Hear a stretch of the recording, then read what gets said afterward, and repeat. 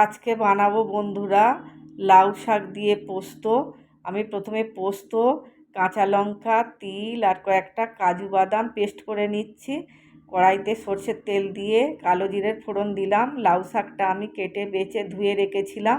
টাটকা লাউ শাক আর কচি লাউ শাক। দেখো বন্ধুরা, তোমরা তো দেখতেই পাচ্ছ। আর এবারে একটু নাড়াচাড়া করে হলুদ, লবণ আর জিরে দিয়ে 5 মিনিট আমি ঢাকা চাপা দিয়ে রান্না করে নেব। গরম তো শুরু হয়ে গেছে, দুপুরবেলাও ফ্যান ছাড়তে হচ্ছে, রাত্রেও ছাড়তে হচ্ছে। আমি ঢাকা চাপা দিয়ে 5 মিনিট রান্না করে নিলাম। কতটা জল বার হয়েছে, আমি একটুও জল দিইনি বন্ধুরা। এবার পেস্ট করা মশলাটা দিয়ে দিলাম। আর এবারে সামান্য একটু চিনি আর সরষের তেল ছড়িয়ে দেব। রেডি আমার লাউ শাক পোস্ত। বন্ধুরা, যদি রেসিপিটা তোমাদের ভালো লেগে থাকে চ্যানেলটাকে সাবস্ক্রাইব করে দিও। সবাই ভালো থেকো, টাটা।